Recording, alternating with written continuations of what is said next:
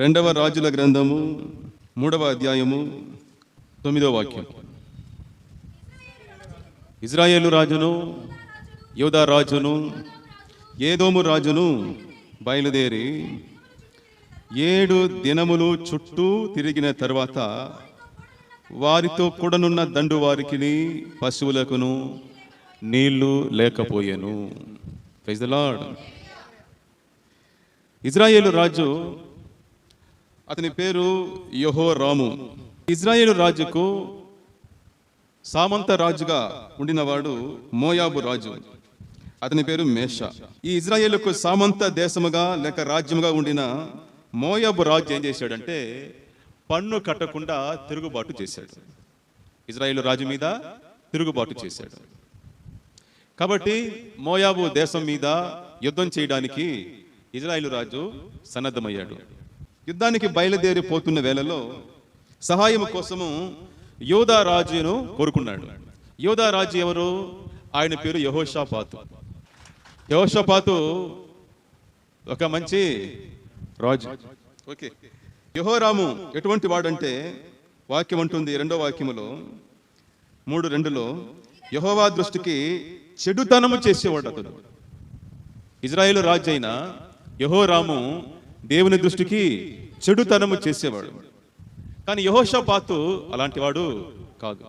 యూదా రాజు గురించి 2వ దినవృత్తాంతములు 17వ అధ్యాయము 3 నుండి 6లో చెప్పబడి ఉంది. అతడు దేవుని వాక్యానుసారంగా జీవించాలని మనసును దృఢపరచుకున్నవాడు. ఇద్దరు రాజులే, ఇద్దరు ఇరుగు పొరుగు రాజులే. ఒకడు ఇజ్రాయేలు, ఇంకో అతను యూదా. 2 దేశం యొక్క రాజులు వీళ్ళు. యాక్చువల్గా ఇవన్నీ ఒకే దేశంగా ఉండింది ఒకప్పుడు. ఆ తర్వాత సొలొమోను యొక్క కుమారుడు కాలంలో ఇజ్రాయేలు దేశము 2గా విడిపోయి ఇజ్రాయేలు, యూదా అని అయిపోయింది. ఆంధ్రప్రదేశ్ ఏ విధంగా తెలంగాణ, ఆంధ్ర అని అయిపోయిందో ఆ విధంగా ఇజ్రాయేలు దేశము, యూదా దేశము, ఇజ్రాయేలు దేశం అని 2గా విడిపోయింది. ఇప్పుడు ఇజ్రాయేలు దేశానికి రాజు యెహోరాము, యూదా దేశానికి రాజు యెహోషాపాతు. యెహోషాపాతు దేవుని దృష్టిలో మంచి కార్యములు చేసేవాడు. కానీ యెహోరాము దేవుని దృష్టికి చెడుతనమే చేసేవాడు. ఈ ఇజ్రాయేలు రాజు యూదా రాజు యొక్క సహాయము కోరి వీరిద్దరూ కూడా బయలుదేరి మోయాబు రాజు మీద యుద్ధం చేయడానికి పోతూ ఉన్నారు. వీరు వెళ్తున్న క్రమంలో ఏదోము రాజును కూడా తమతో కూడా కలుపుకున్నారు. సో ఇప్పుడు 3 రాజులు, 3 దేశపు సైన్యములు కూడా ఏమైంది? ఏకమై మోయాబు మీద యుద్ధం చేయడానికి వెళ్తూ ఉన్నారు. పెద్ద సైన్యం అయిపోయింది. ఇప్పుడు 3 దేశముల యొక్క సైన్యం అంటే చిన్న విషయం కాదు. దాదాపు లక్షల మంది సైనికులు ఉంటారు. సో ఒక పెద్ద పరివారమై వాళ్ళందరూ కూడా బయలుదేరి వెళ్తూ ఉన్నారు. ఇజ్రాయేల్ నుండి యూదాకు 3 రోజులు ప్రయాణం చేసి వచ్చారు. మరలా ఎక్కడి నుండి వీళ్ళిద్దరూ కలిసి ఏదోము దేశం మీద ఇంకొక 4 రోజులు పయనించారు. మొత్తం 7 రోజులు వీళ్ళు ఏం చేశారు? పయనించి యోదోము దగ్గరకు వచ్చి చేరారు. ఇప్పుడు ఒక పెద్ద సమస్య వచ్చి పడింది వారికి. సమస్య ఏంటంటే నీళ్లు లేకపోయాను. పెద్ద సమస్య. ఇప్పుడు ఆ సైనికులకు నీళ్లు లేదు. వాళ్ళు ఏమనుకోరంటే ఏదోము పక్కన ఒక లోయ ఉంది, ఆ లోయలో నీళ్లు ఉంటుందని చెప్పి ఆ పక్కన వాళ్ళు పయనించారు. కానీ ఆ దిశగా పయనించిన వేళలో వాళ్ళు ఎదురు చూసినట్టుగా అక్కడ వాటర్ అయితే, నీళ్ళు అయితే లేదు. అందరూ దాహముతో తప్పించిపోతున్నారు, తనకలాడిపోతున్నారు. నీళ్ళు లేకపోతే ఏం చేయగలరు? వాళ్ళతో కూడా పశువులు, వాళ్ళ ఆహారం కొరకు తీసుకుని వెళ్ళిన పశువుల మందలు ఉంటుంది. వాళ్ళ గుర్రాలకు, ఒంటెలకు, ఇంకా వాళ్ళ రథాలకు కావాల్సిన నీళ్లు కావాలి. సైనికులకు తాగడానికి నీళ్లు కావాలి. నీళ్లు ఒక చుక్కైనా ఎక్కడా లేదు. సైన్యం దగ్గర ఆయుధాలు ఉంది, గుర్రాలు ఉంది, వీళ్ళ దగ్గర 3 పెద్ద సైన్యం ఉంది. కానీ మొత్తానికి చెట్టు వచ్చే విధంగా నీళ్లు లేకుండా పోయింది. నీళ్ళు లేకపోతే ఏం చేయగలరు? నీరసించిపోతారు. సో మొత్తం సైన్యమే ఇప్పుడు చనిపోయవలసిన స్థితికి వచ్చి చేరిపోయింది. ఎక్కడా నీళ్ళు లేదు. అప్పుడంతా రాజులు ఒక సమస్య వస్తే సంథింగ్, ఏదో దేవునికి కోపం ఉంది మన మీద అని అనుకునేవారు. అప్పుడు ఇజ్రాయెల్ రాజు ఏం చెప్పాడో చూడండి 10వ వాక్యంలో. కటకట పళ్ళు కొరకుతున్నాడు. అట్నే కటకట అనేది ఏంటి? పళ్ళు కొరికే సౌండ్ ఏమో. కటకట. ముగ్గురు రాజులమైన మనలను మోయాబీయుల చేతికి అప్పగింపవలనని యెహోవా మనల్ని పిలిచాడు. ఇదంతా యెహోవా ప్లాన్ యా, ఇదంతా దేవుని ప్లాన్. మనల్ని చంపడానికి, మనల్ని నాశనం చేయడానికి ఇదన్నీ దేవుని యొక్క ప్లానే.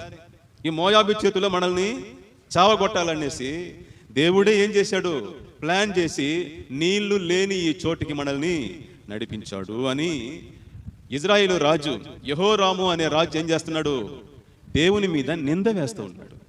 కానీ యూదా రాజు ఏమంటున్నాడు చూడండి 11వ వాక్యంలో, అయ్యా యెహోవా యొద్ద విచారణ చేసేద్దాము, దేవునికి ప్రార్థన చేద్దాము, మన కోసం ప్రార్థించడానికి, దేవుని చిత్తాన్ని మనకు తెలపడానికి ఇక్కడ ఎవరైనా ప్రవక్త ఉన్నాడా, దేవుని సేవకుడు ఉన్నాడా అని యెహోషాపాతు అడుగుతున్నాడు.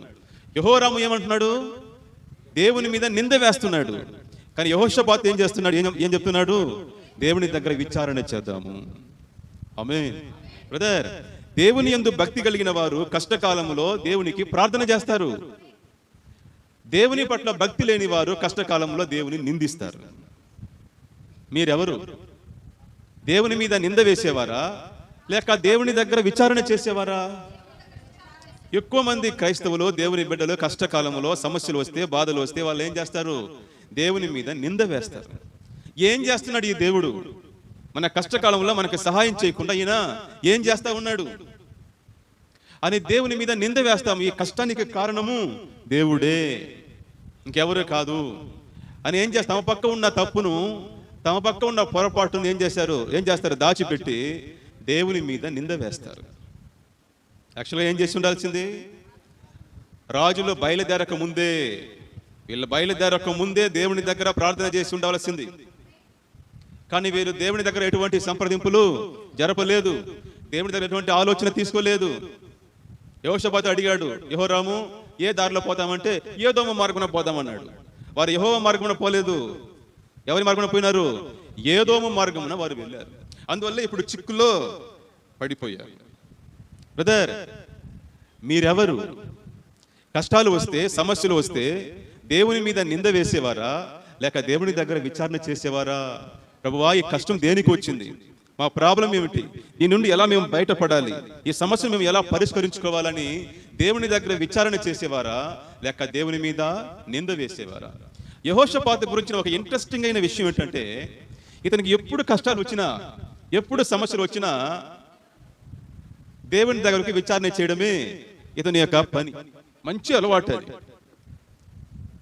వీళ్ళ నాయనతో కూడా కలిసి, అంటే ఎవరితో అంటే యెహోరాము యొక్క వాళ్ళ నాయన తండ్రి ఆహాబుతో కలిసి ఒకసారి యుద్ధానికి వెళ్ళినప్పుడు, అప్పుడు కూడా ఆహాబు డైరెక్ట్ వెళ్ళిపోతామంటాడు యుద్ధానికి.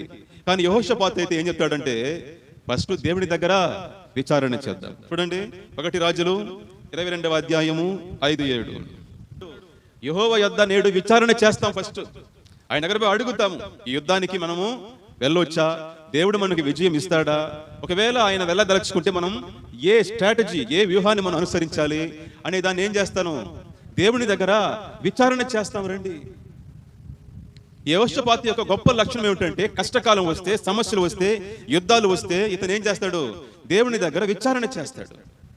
ఇంకొక చోట్లో, ఇంకొకసారి 2వ దినవృత్తాంతంలో 20వ అధ్యాయము 3వ వాక్యం మనం చదివితే, అక్కడ ఒక 3 రాజులు లేక 3 దేశపు సైనికులు ఇతని మీద యుద్ధం చేయడానికి వచ్చేస్తారు. బ్రదర్, ఇతను ఏం చేశాడు, భయపడి వెంటనే ఏం చేస్తున్నాడు, ఉపవాసం చాటించేశాడు. దేనికి, దేవుని యొద్ద విచారణ చేయడానికి. అక్కడ చేస్తాడు ఒక ప్రార్థన. యెహోషాపాతు బైబిల్లో ఉన్న ప్రార్థనలన్నింటిలో కూడా చాలా శ్రేష్టమైన ఒక ప్రార్థన చేస్తాడు. చూడండి 20వ అధ్యాయం 2వ దినవృత్తాంతములు 20వ అధ్యాయము 12వ వాక్యం. మా దేవా, నీవు వారికి తీర్పు తీర్చవా, మా మీదికి వచ్చు ఈ గొప్ప సైన్యముతో యుద్ధము చేయుటకు మాకు శక్తి చాలదయ్యా, ఏమి చేయుటకును మాకు తోచదయ్యా, నీవే మా దిక్కు. హల్లెలూయా, నీవే మాకు దిక్కు. ఏం ప్రార్థన అండి. ఆమేన్. ఈ రాజు ఇప్పుడు యెహోరాము రాజు మోయాబు మీద యుద్ధం చేయడానికి ఏం చేశాడు, యూదా రాజును సంప్రదించాడు. ఆ తర్వాత యోదం రాజు సహాయం తీసుకున్నాడు, రాజుల సహాయం తీసుకున్నాడు. ఇతను ఇరుగు పొరుగు దేశాల యొక్క సైనికుల బలం మీద ఆధారపడుతున్నాడు. కానీ యెహోషాపాతుకు సమస్య వచ్చినప్పుడు, 3 దేశపు రాజులు అతని మీద దండయాత్ర చేసినప్పుడు, అతడు ఇరుగు పొరుగు దేశాల యొక్క సైన్యం మీద ఆధారపడలేదు. ఎవరి మీద ఆధారపడుతున్నాడు, దేవుని మీద ఆధారపడుతున్నాడు. నువ్వే మాకు దిక్కయ్యా, ఓ గొప్ప సైన్యం మా మీదకి వస్తా ఉంది యుద్ధానికి, వాళ్ళని ఎదిరించి పోరాడే శక్తి మాకు లేదు, మాకు వచ్చిన సమస్యను గెలవడానికి ఎదుర్కోవడానికి మాకు శక్తి లేదయ్యా, ఏం చేయాలో మాకు తెలియడం లేదు తండ్రి, నువ్వే మాకు దిక్కు. హల్లెలూయా. ఎక్సలెంట్ ప్రార్థన. ఆ ప్రార్థన తర్వాత దేవుడు దిగి వస్తాడు, ఒక మనిషిని ఆత్మ ద్వారా నింపి కార్యము తెలియజేస్తాడు, ఆ యుద్ధంలో మహా విజయాన్ని పొందుకుంటాడు. ఇలా యెహోషాపాతుకు ఎప్పుడు కష్టాలు వచ్చినా సమస్యలు వచ్చినా దేవుని దగ్గర పోయేసి ఆ సమస్యకు కారణము, ఆ సమస్యకు పరిష్కారాన్ని దేవుని దగ్గర విచారణ చేసి కనుగొనేవాడు, విజయం పొందుకునేవాడు. కానీ ఈరోజు చాలా మంది యెహోరాము వలె ఉన్నారు. కష్టాలు వస్తే వాళ్ళు ఏం చేస్తారు? దేవుని మీద నిందిస్తారు. వాడు పెద్ద భక్తుడు అన్నట్టు, అసలే దేవుని దృష్టికి చెడుతనం చేసేవాడు వాడేం చేస్తున్నాడు? అందుకే చెప్పాను నేను, ఎవరైతే దేవుని మీద నిజమైన భక్తి కలిగి ఉన్నారో, దేవునితో మంచి సహవాసం కలిగి ఉన్నారో, వారు సమస్యలు వచ్చినప్పుడు దేవుని దగ్గరనే వెళ్ళి సహాయం కోరుతారు, విచారణ చేస్తారు. దేవుని మీద నిజమైన భక్తి లేని వారు ఏం చేస్తారు? కష్టకాలంలో దేవుని మీద నిందలు వేస్తారు. నయోమి ఆ విధంగానే నింద వేసింది దేవుని మీద. ఏం చెప్పింది నయోమి? ఆమె తిరిగి మోయాబు నుండి తిరిగి బెత్లెహేం వెళ్ళినప్పుడు వాళ్ళ జనమంతా నయోమి నయోమి అని చూసినప్పుడు, నన్ను నయోమి అని పిలవకండి, మారా అని పిలవండి. నయోమి అంటే అర్థం ఏమిటి? మధురము. మారా అంటే చేదు. ఆమె ఏం చెప్తుంది? నేను సమృద్ధి గల దానిగా ఇక్కడ నుండి వెళ్ళాను, కానీ యెహోవా నన్ను రిక్తునిగా చేశాను. యెహోవా చేశాడంటే ఆమెను రిక్తునిగా. రిక్తుడంటే ఏమర్థము? ఏమీ లేని దానిగా చేశాడు నన్ను. అసలు ఆమె సమస్యకు కారణం ఎవరు? ఆమె ఏమీ లేని దానిగా అయిపోయిన దానికి కారణం ఎవరు? ఆమె తీసుకున్న నిర్ణయమే. ఎప్పుడు బెత్లెహేంలో కరువు వచ్చిందో ఈమెం చేసింది? టెంట్ తీసేసింది. అక్కడి నుండి తన భర్తను బలవంతం చేసి, పిల్లల్ని బలవంతం చేసి మోయాబుకి తీసుకుని వెళ్ళిపోయింది. అక్కడ ఏదో ఆహారము ఉంటుందని చెప్పి ఏం చేసింది? మోయాబుకి వెళ్ళిపోయింది. మోయాబుకి వెళ్ళి సమస్తాన్ని కోల్పోయింది. భర్తను కోల్పోయింది, పిల్లల్ని కోల్పోయింది. ఇప్పుడు ఏమీ లేని దానిగా తిరిగి వస్తావు. కరువు వస్తే ఏం చేసి ఉండాలి? దేవునికి ప్రార్థన చేసి ఉండాలి. ప్రభువా, ఈ కరువు వచ్చేసింది, ఈ కరువులో మేము ఏం చేయాలి, మేము ఎలా బ్రతకాలి, మేము చేయవలసిన పని ఏమిటి అని చెప్పి దేవుని దగ్గర విచారణ చేస్తుంటే దేవుడు వారికి మార్గాన్ని చూపించుంటాడు. కానీ ఆమె ఏం చేసింది? దేవుని దగ్గర విచారణ చేయకుండా, దేవునికి ప్రార్థన చేయకుండా కరువును తప్పించుకోవాలని మోయాబుకి వెళ్ళింది. అక్కడేమో ఆహారం దొరికింది, కానీ ప్రాణాలు పోయింది. బెత్లెహేం అంటే రొట్టెల ఇల్లు. అక్కడ రొట్టెలు లేదని చెప్పి ఏం చేసింది? మోయాబుకి వెళ్ళింది. అక్కడ రొట్టెలు దొరికింది, కానీ ప్రాణం పోయింది. బ్రదర్, దేవునికి చిత్తం లేని చోట్ల మనం ఉంటే మనం అనుకున్నది జరుగుతుంది, కానీ వాటి వల్ల ఎటువంటి ప్రయోజనము ఉండదు. సమస్తాన్ని కోల్పోయింది. ఇప్పుడు తన తప్పును తెలుసుకోకుండా ఏం చేస్తుంది? ఆమె దేవుని మీద నింద వేస్తుంది. నన్ను దేవుడు ఏమీ లేని దానిగా చేసినాడు. అమ్మా నయోమి, నయోమి, నీ పరిస్థితికి కారణము, నీ సమస్య కారణము నువ్వే. కరువు వచ్చినప్పుడు దేవుణ్ణి చూడకుండా మోయాబును చూశావు. మోయాబు మోసం చేసింది. కాబట్టి కరువైనా కష్టమైనా దేవుని చిత్తంలో ఉండడమే మనకు సంరక్షణ, మనకు కాపుదల, మనకు భద్రత. ఈ విధంగా చాలా మంది వారు తప్పు చేసేసి, వారు పాపం చేసేసి కష్టాలకు సమస్యలకు ఏం చేస్తారు? దేవుని మీద నింద వేస్తారు. అలా చేయకూడదు. మనము యెహోషాపాతు వలె సమస్యలు వచ్చినప్పుడు, కష్టాలు వచ్చినప్పుడు దేవుని దగ్గర వెళ్ళి ప్రార్థన చేయాలి. ప్రభువా, ఈ కష్టం నాకు వచ్చేసింది, నేను ఇప్పుడు ఏం చేయాలి, దీన్ని ఎలా నేను పరిష్కరించుకోవాలి అని దేవుని దగ్గర అడిగినప్పుడు దేవుడు ఏదో ఒక విధంగా మనతో మాట్లాడతాడు. ఎందుకంటే ఆయన మాట్లాడే దేవుడు, ఆయన జీవము గల దేవుడు, ఆయన మనతో మాట్లాడతాడు. ఆయన మాట్లాడే విధానం చాలా సార్లు ఆశ్చర్యకరంగా ఉంటుంది. కొన్ని రోజుల క్రితము మన సంఘంలో ఒక కుటుంబానికి చాలా భయంకరమైన శ్రమలు వస్తూ ఉంది. శ్రమల వెంట శ్రమలు, కష్టాల వెంట కష్టాలు వస్తూ ఉంది వారికి. నిజంగా నా మనసు చాలా బాధపడింది, విరిగిపోయింది. దేవుని దగ్గర అడిగాను ఒకరోజు, ప్రభువా, ఎందుకు ఈ కుటుంబానికి ఈ కష్టం? ఒకటి పోతే ఇంకొకటి, అది పోతే మరొకటి, ఇలా కష్టాల వెంబడి కష్టాలు వారికి వస్తానే ఉంటే వాళ్ళు ఎలా తేరుకుంటారయ్యా? వారు ఎలా పైకి రాగలరు? అసలే ఆర్థిక ఇబ్బందులతో వాళ్ళు పోరాడుతున్నారు, అప్పుల బాధలో కృంగిపోతున్నారు. ఈ ఆరోగ్య సమస్యలు వేరే ఒకదాని వెంట ఒకటి వస్తూ ఉంటే వారు ఎలా తట్టుకుంటారు? నువ్వు ఎందుకు వారికి సహాయం చేయకూడదు? వారి యొక్క పరిస్థితి నీకు బాగా తెలుసు కదా, వారు లేమిలో ఉన్నారని నీకు బాగా తెలుసు కదా. ఈ కష్టాలు వస్తే వాళ్ళు ఇంకా కృంగిపోతారని తెలుసు కదా.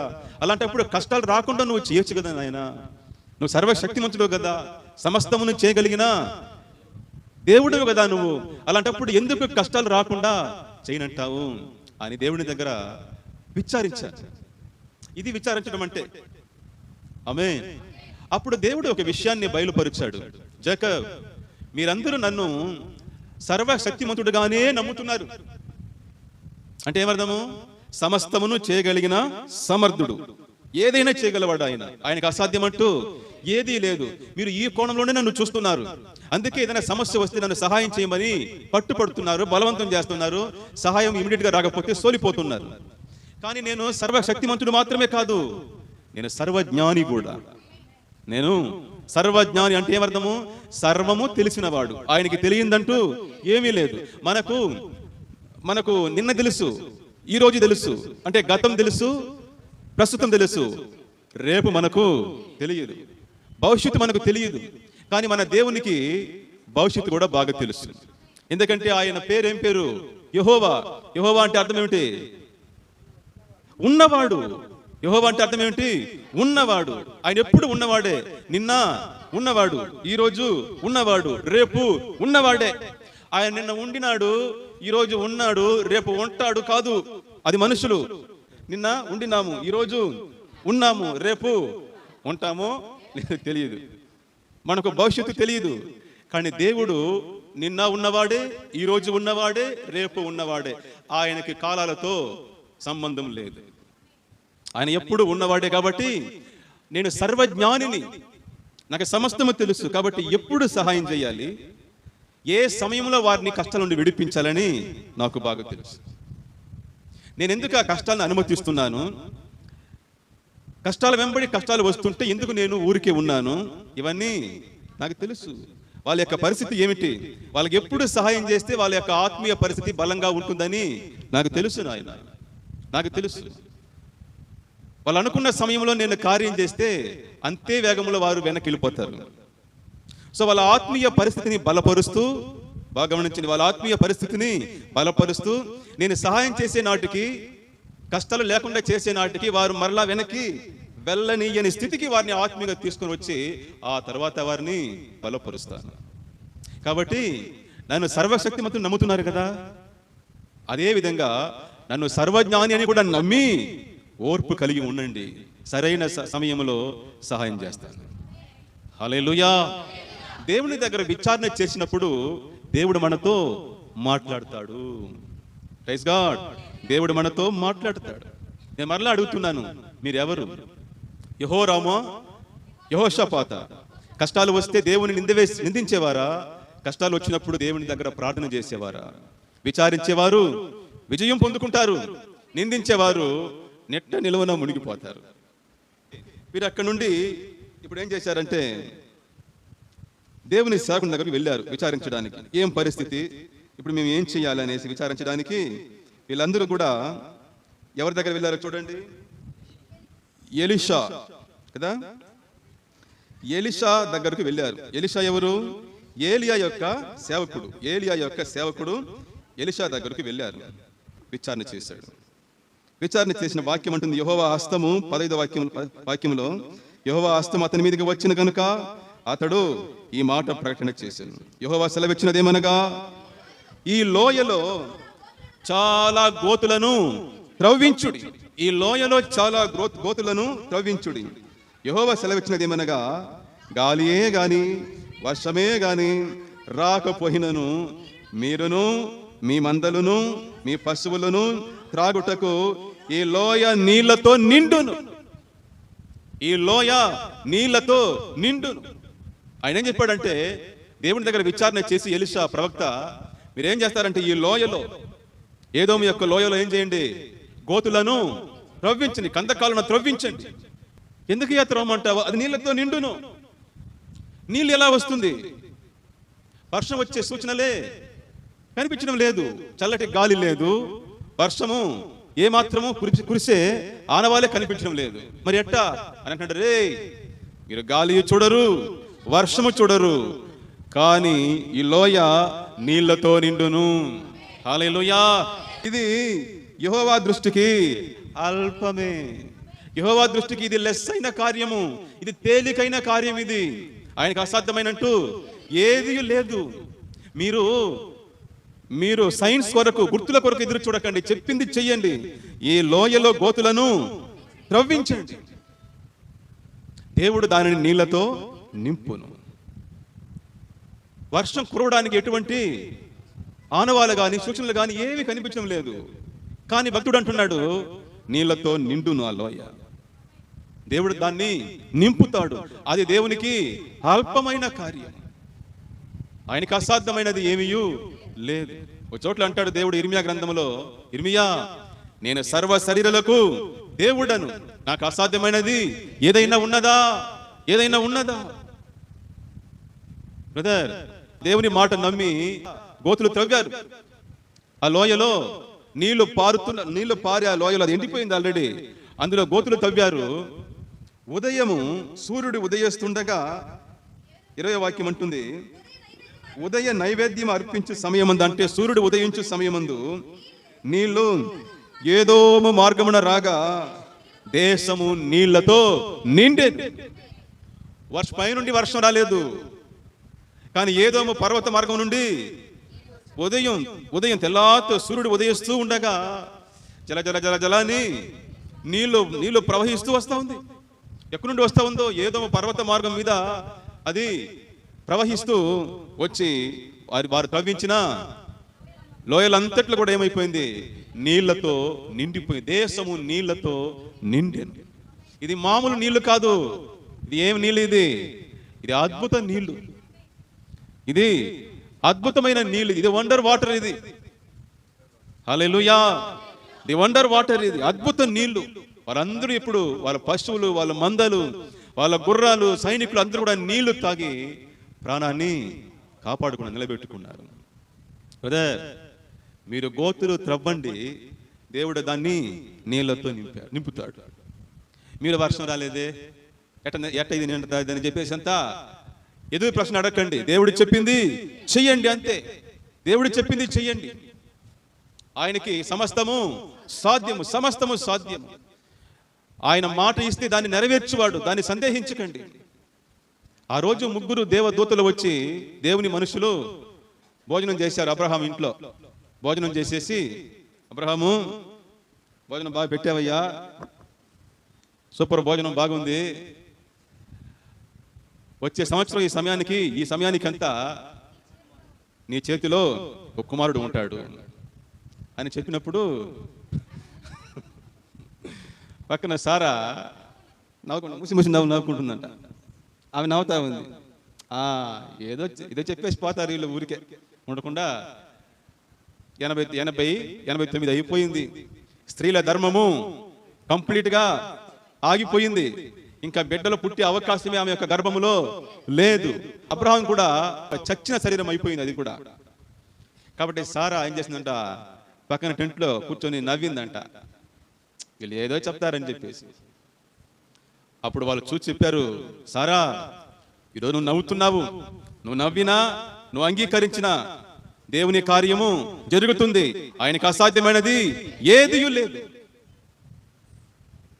లేదు. నీ గర్భము బిడ్డతో నిండును, లోయ నీళ్లతో నిండును. హల్లెలూయా, లోయ నీళ్లతో నిండును. అది అద్భుత నీళ్ళు, అది దేవుడిచ్చే నీళ్ళు, అది నిండును. ఆనవాళ్ళు వెతకకుండా ఎక్కడైతే విశ్వాసంతో మనము దేవుని వాక్యానికి విధేయత చూపిస్తామో అక్కడంతా దేవుని యొక్క అద్భుత కార్యాన్ని మనం చూస్తాం. ఇలా ఒకవేళ మనం కూడా ఈరోజు నీళ్లు లేక తప్పిస్తూ ఉండవచ్చును, సంతోషం అనే నీళ్లు లేకుండా, సమాధానం అనే నీళ్లు లేకుండా, ఆమేన్, మంచి అనే నీళ్లు లేకుండా మనం తప్పిస్తూ ఉండవచ్చును. కానీ దేవుడు మీతో చెప్తున్నాడు, గోతులను త్రవ్వుడి.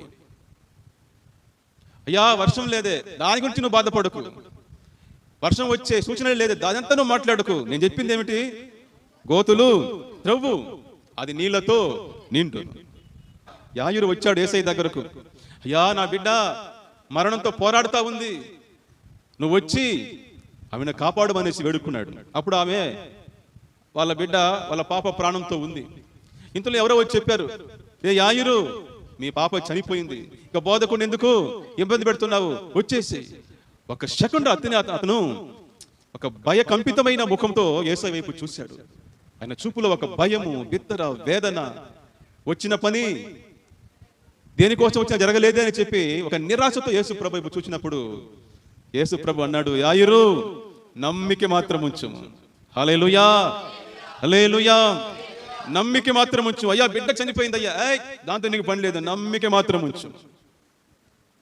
ప్రాణంతో ఉంటే పర్వాలేదు బ్రదర్, నమ్మకం పెట్టేదానికి ఇప్పుడు ఎటువంటి బాగా నమ్మకం పెట్టేదానికి ఇప్పుడు ఎటువంటి అవకాశము లేదు. ప్రాణంతో ఉంటే నమ్మకం పెట్టొచ్చును, ఇక ప్రాణం అయిపోయిన తర్వాత ఇంకేం నమ్మకము, ఇంకేం విశ్వాసము? అది విశ్వాసం పెట్టేదానికి ఎటువంటి సూచన లేదు, ఎటువంటి గుర్తు లేదు, పూర్తిగా ప్రాణం పోయింది. కానీ యేసయ్య అన్నాడు, ఆ మాట నాకు భలే ఇష్టం, యాయిరు భయపడకము, నమ్మిక మాత్రం ఉంచు. హల్లెలూయా, ప్రైజ్ ది లార్డ్. అక్కడ పోయి యేసు ప్రభు ఏం మంత్రాలు చేయలేదు, అక్కడ పోయి కష్టపడలేదు. మై పాప అన్నాడు అంతే. తల్లి తక్కువమి అన్నాడు అంటే ఏమర్థము? చిన్నదానా పాప పాప లేయమ్మా అన్నాడు అంతే. సింపుల్ గానే, ప్రైజ్ గాడ్, సింపుల్ గానే పోయేసి పాప లేయమ్మా అన్నాడు, లేచి కూర్చునేసి. యేసయ్య అన్నాడు, నేను ఆమెకి ప్రాణం పెట్టాను, మీరు ఆమెకి ఆహారం పెట్టనని చెప్పేసి వెళ్ళిపోయినాడు. వావ్, నమ్మిక మాత్రము ఉంచు, గుర్తులేదు చూడకు, నమ్మి దేవుడు చెప్తే నమ్మిక మాత్రం ఉంచుము, అది జరిగే తీరుతుంది. ఒక వ్యక్తి చిన్ననాట నుండి ఒక టీ షాప్లో పనిచేసేవాడు. ఎదిగాడు, వివాహం అయ్యింది.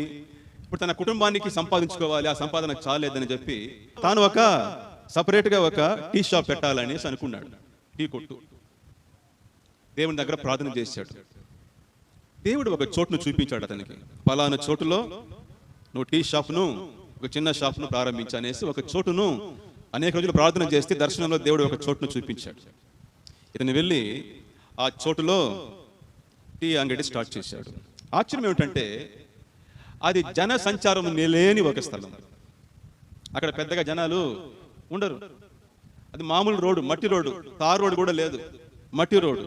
ఎప్పుడో రోజుకి ఒక 5-6 మంది, లేక మించితే ఒక 10 మంది ఆ దారిలో పోతారు వస్తారు అంతే. వారిలో ఒక 2-3 ఆగి టీ తాగుతారు. కానీ దేవుడు చెప్పాడని చెప్పి అతను ఏం చేశాడు, టీ షాప్ ప్రారంభించాడు. ఊరంతా అతన్ని హేళన చేస్తున్నారు. బుద్ధి ఉందరా నీక? ఎక్కడ నేర్చుకున్నావు ఈ వ్యాపార తంత్రం నువ్వు? ఆ చోట్ల పోయి ఎవరైనా అంగడి పెడతారా? ఎక్కడైనా జనం ఉండే చోట్ల పెట్టాలి, ఎక్కడ కార్నర్లో పెట్టాలి. షాప్ పెడితే ఎత్తుకొని పోయేసి ఎక్కడో పెట్టావు కదరా అంగడి అని ఊరంతా కూడా అతన్ని హేళన చేస్తున్నారు, విమర్శిస్తున్నారు, తిట్టుకుంటున్నారు. ఇంట్లో వాళ్ళు కూడా, ఏమండి మీరు చేసిన పని, ఏమైనా బుద్ధున్న పని అది? అక్కడ పోయి ఎక్కడన్నా షాప్ వేయొచ్చినారంటే, లేదమ్మా దేవుడు నాకు ఆ చోటుని చూపించాడు. ఎవరికి అర్థం కాదు. 3 నెలలు ఇదే విధంగా పోతా ఉంది, ఏ మాత్రం సంపాదన లేదు, పెట్టిన డబ్బంతా నష్టంలో పోతా ఉంది.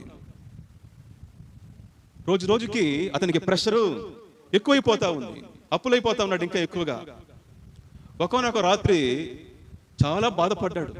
ప్రభువా, నువ్వే కదా నాకు ఆ స్థలాన్ని చూపించావు, ఇప్పుడు అందరూ నన్ను తిడుతూ ఉన్నారు, నా పరిస్థితి రోజు రోజుకి దిగజారిపోతా ఉంది, ఆర్థికంగా నేను బలహీనపడిపోతున్నాను, నాకు సహాయం చేయము, నేను ఏం చేయాలి ఇప్పుడు అని చెప్పి దేవుని దగ్గర విచారణ చేసి ఉదయం లేచిపోయి చూస్తే, నా స్వామిరంగా ఆ ప్రాంతం అంతా పెద్ద పెద్ద జేసీబీలు,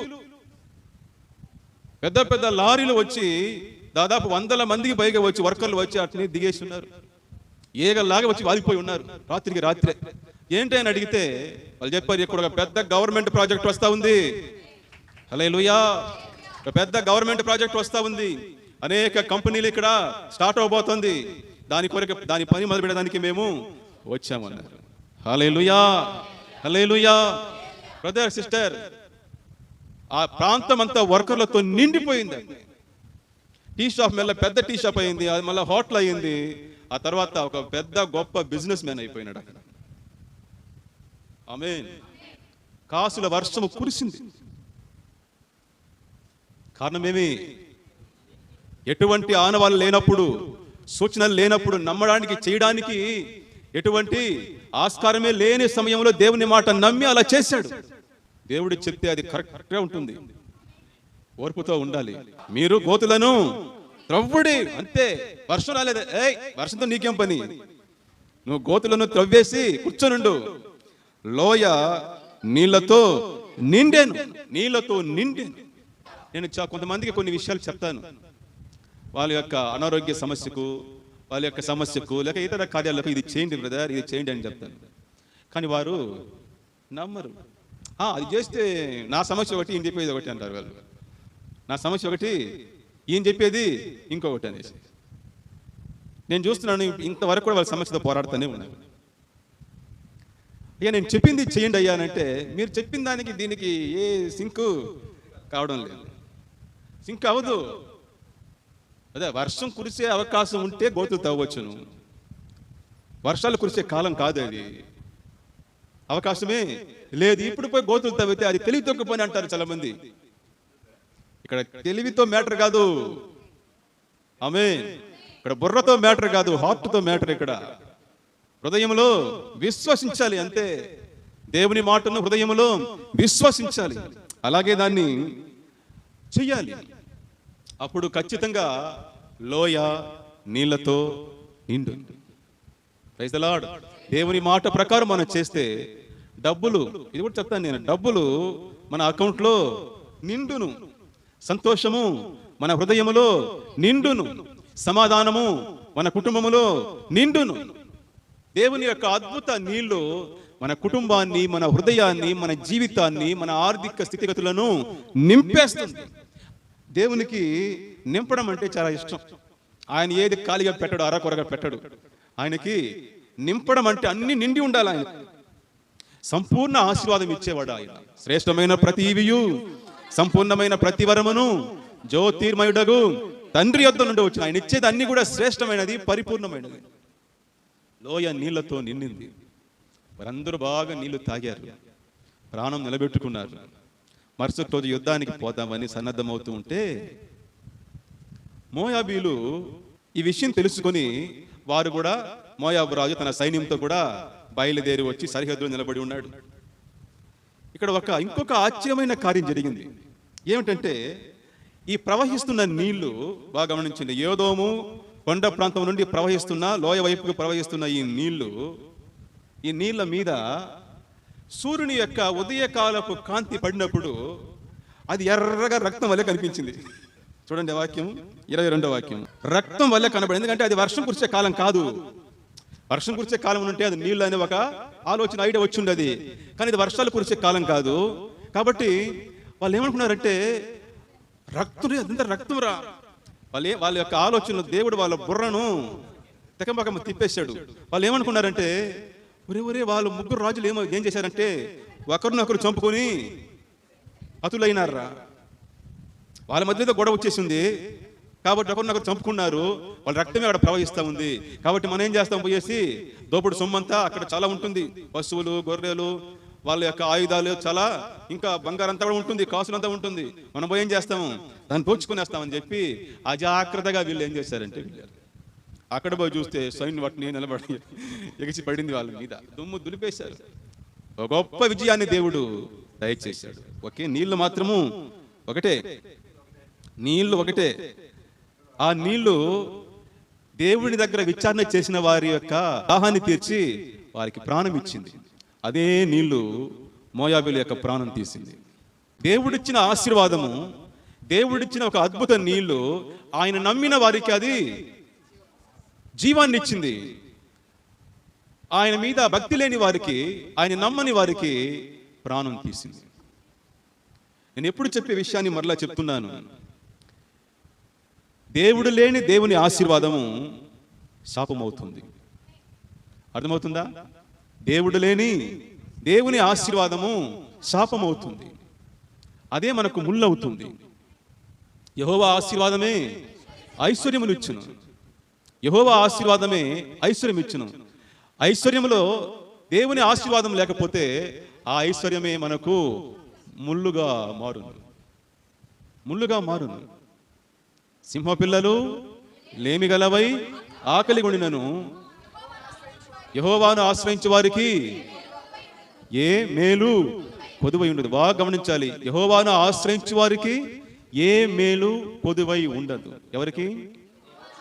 యెహోవాను ఆశ్రయించే వారికి ఏ మేలు కొదువై ఉండదు. కానీ ఇప్పుడు జనం ఏం చేస్తున్నారు? యెహోవాను ఆశ్రయించకుండా మేలును ఆశ్రయిస్తున్నారు. అర్థమవుతుందా మీకు? యెహోవాను ఆశ్రయించకుండా మేలునే ఆశ్రయిస్తున్నారు. అందువల్లే వారు పొందుకున్న మేలులన్నీ కూడా కొద్ది రోజుల తర్వాత అదే వారికి శాపంగా మారుతుంది. అదే వారికి శాపంగా మారుతుంది. కాబట్టి దేవుని ఆశ్రయించి ఆ ఆశ్రయం ద్వారా వచ్చే మేలు మనకు నిండైన సమాధానాన్ని, సంతోషాన్ని ఇస్తుంది. దేవుని లేని మేలులు అదే మనకు శాపంగా పరిణమిస్తుంది. నీళ్లు ఒకటే, ఆమేన్, కానీ అది ఒకరికి ప్రాణం ఇచ్చింది, ఇంకొకరి ప్రాణం తీసింది. దేవుని చేత నువ్వు దీవించబడుతున్నావా? నువ్వు దీవించబడే కొద్దీ దేవుని గట్టిగా పట్టుకోవాలి. దేవుని మీద ఇంకా భక్తి పెరగాలి. లేకపోతే ఈ మేలు చూసి, ఆశీర్వాదం చూసి దేవుని మీద ఉన్న భక్తి, ఆయన మీద ఉన్న ఇంట్రెస్ట్, ఆసక్తి తగ్గిందనుకోండి, ఇది మెల్లగా ఏమవుతుంది? ముళ్ళుగా మారుతా వస్తుంది. యెహోవా ఇల్లు కట్టించిన ఎడల దాని కట్టువారి ప్రయాసము వ్యర్థమే. యెహోవా కాపాడని ఎడల, పట్టణమును కాపాడని ఎడల దాని కావలి వారు మేలుకొని ఉండుట వ్యర్థమే. దేవుడు లేకపోతే మన ప్రయాసమన్నీ వేస్ట్ అయిపోతుంది. ఇంత ఉంది బ్రదర్, వాళ్ళకి పెద్ద సైన్యము, కానీ నీళ్ళు లేకపోతే ఏమవుతుంది? ప్రాణం పోతుంది. అన్ని ఉండి ఏమి లాభము? అన్ని ఉండి ఏమి లాభము? ఇంత పెద్ద సైన్యం ఉండి ఏమి లాభము? 3 రాజులు ఉండి ఏమి లాభము? ఏం ప్రయోజనము? ఇంత గొప్ప ఆయుధాలు ఉండి ఏం ప్రయోజనము? నీళ్లు లేదే. నీళ్లు లేకపోతే ఇవన్నీ వేస్టే. ఇవన్నీ ఉండినా ప్రయోజనము లేదు. యేసు ప్రభు అన్నాడు, ఒక వ్యక్తి, ఒక మనిషి ఈ లోకమంతా సంపాదించుకుని తన ప్రాణమును పోగొట్టుకుంటే ఏమి ప్రయోజనము? లోకమంతా సంపాదించుకుని ప్రాణాన్ని పోగొట్టుకుంటే, ఇక్కడ ప్రాణం అంటే ఏమిటి? యేసు. యేసు. ఒక మనిషి భూలోకమంతా సంపాదించుకుని యేసు లేకపోతే అతని జీవితము వ్యర్థమే, వేస్ట్. అతని జీవితమే ఒక వేస్ట్. నీళ్లు ముఖ్యము. మోషే అంటాడు ఇశ్రాయేలు ప్రజలతో, మీరు కనానికి వెళ్ళిన తర్వాత అక్కడ దేవుడు మిమ్మల్ని భాగ్యవంతులుగా చేస్తాడు. పాలు తేనెలు ప్రవహించే దేశంలోనికి మీరు వెళ్తున్నారు. మిమ్మల్ని దేవుడు ఆశీర్వదిస్తాడు. మీరు బాగా సంపాదించుకుంటారు. గుర్తుపెట్టుకోండి, మీరు బాగా సంపాదించుకున్న తరువాత మా సామర్థ్యము, మా జ్ఞానము, మా తెలివితేటలు మాకు ఇన్ని భాగ్యం ఇచ్చిందని మీరు అనుకుందురేమో. జాగ్రత్త సుమ అంటాడు. ఎందుకంటే మీరు ఈ భాగ్యము సంపాదించుకోవడానికి మీకు సామర్థ్యం కలుగజేసిన వాడు యెహోవాయే. యెహోవాయే. Praise God. ఒడిలో చీట్లు వేయబడును, కానీ తీర్పు యెహోవా వశము. యుద్ధము కొరకు గుర్రములు ఆయుధపరచుట కద్దు, కానీ రక్షణ, విజయము యెహోవా వశము, యెహోవా ఆధీనము. ఎంత సిద్ధపరచుకున్నా దేవుని అనుగ్రహం లేకపోతే, ఆయన యొక్క కృప లేకపోతే అవన్నీ కూడా వేస్ట్ అయిపోతుంది. వీళ్ళు యెహోవా మార్గంలో వెళ్లకుండా ఏదోమ మార్గంలో వెళ్ళారు. అనగా దేవుని మీద ఆధారపడకుండా తన సొంత బుద్ధి మీద ఆధారం చేసుకుని వెళ్ళారు. నీ స్వబుద్ధిని ఆధారం చేసుకోవద్దు. నీ మార్గమంతటిలో యెహోవాను ఆశ్రయించుము. ఆయన నిన్ను సరళమైన మార్గంలో నడిపిస్తాడు. లేకపోతే నీ మార్గమును ఆయన సరళము చేస్తాడు. ఆమేన్. ఎవని మనసు నీ మీద ఆనుకొనునో వారిని నీవు పూర్ణ శాంతి గలవానిగా కాపాడేదవు, పూర్ణ శాంతి గలవానిగా చేసేదవు. ఎందుకంటే అతడు నీ యందే నమ్మిక ఉంచెను కనుక. కాబట్టి ప్రియులారా, ప్రియులారా, దాహం వేస్తుందా? నీళ్లు లేదా? నీళ్ళు లేదా? గోతిని తవ్వండి. దేవుడు నీళ్లతో, అద్భుత నీళ్లతో నింపి మిమ్మల్ని ఆశీర్వదిస్తాడు. ఒకవేళ ఇప్పుడు నేను ఈ మాట చెప్తున్నప్పుడు మీరు ఏ దాహంతో ఉన్నారో, ఏ కోరికతో ఉన్నారో, మీ జీవితంలో, మీ కుటుంబంలో మీకు ఏం అవసరమై ఉందో, మీ ఆత్మీయ జీవితంలో, ఆర్థిక జీవితంలో, లేక ఆరోగ్య జీవితంలో, కుటుంబ జీవితంలో ఏ విషయంలో మీరు దాహం కలిగి ఉన్నారో మీతోనే దేవుడు మాట్లాడుతున్నాడు. గోతులను త్రవ్వుడి, విశ్వాసంతో త్రవ్వుడి, దేవుని మాట ప్రకారము చెయ్యండి. మొదట దేవుని రాజ్యమును, ఆయన నీతిని వెతకండి. అప్పుడు మీ లోయ నీళ్లతో నిండును. మీ లోయ నీళ్లతో నిండును. God bless you.